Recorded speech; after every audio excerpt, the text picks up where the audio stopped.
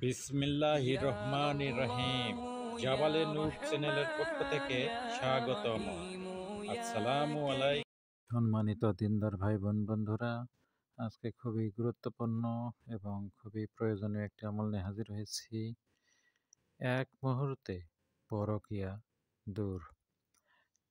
কারো স্বামী যদি পরকীয়ায় লিপ্ত হয় অন্য মহিলার সঙ্গে, কিংবা কারো স্ত্রী অন্য পরপুরুষের সঙ্গে পরকীয়ায় লিপ্ত হয়, তাহলে এই আমলটি করবেন।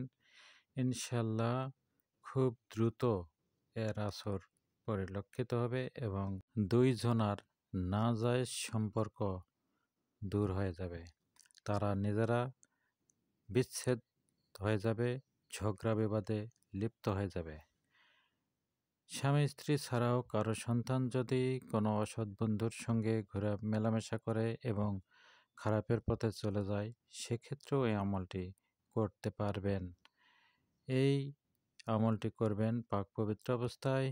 আরবি মাসের শেষ দিকে 28 তারিখ বা 29 তারিখ আসর নামাজ পড়ার পর পাক পবিত্র অবস্থায় জায়নামাজে বসে দুইজনের মধ্যে অনাজায়েজ সম্পর্ক দূর করার নিয়তে এই নকশাটি সাদা কাগজে যে কোনো কালারের কালি দিয়ে লিখবেন।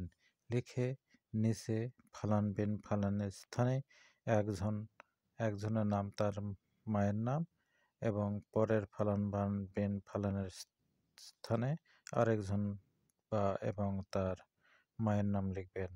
লেখার পর এটি ছোট্ট করে ভাঁজ করবেন এবং ভাঁজ করার পর এটি পুরাতন কোনো কবরে একেবারে মাটি খুঁড়ে সেখানে পুঁতে দিতে হবে। কিতাবে বর্ণিত হয়েছে যে কবরের আধা হাত বা 8 থেকে 10 ইঞ্চি গভীরে এটি পুঁতে দিতে হবে। ইনশাল্লাহ খুব দ্রুত দুই জনের মধ্যে বিশৃঙ্খলা সৃষ্টি হবে, নাজায়েজ সম্পর্ক শেষ হবে এবং তারা নিজেরাই ঝগড়া বিবাদে লিপ্ত হয়ে যাবে এবং তারা একে অপরের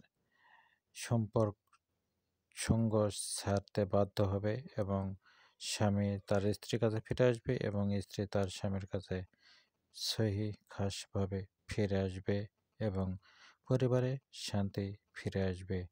সেই সাথে কারো ছেলে মেয়ের জন্য করলে ছেলেমেয়েরাও অসৎ সঙ্গ ত্যাগ করে পিতামাতার বাধ্যগত অনুগত হবে এবং তারা আর কখনোই অসৎ পথে অসৎ বন্ধুদের সঙ্গে মেলামেশা করে নিজের ভবিষ্যৎ নষ্ট করবে না। এই আমলটি খুবই গুরুত্বপূর্ণ এবং শক্তিশালী একটি আমল। দুই জনের মধ্যে নাজায়েজ সম্পর্ক দূর করার জন্য একটিবার এই আমলটি করে দেখুন।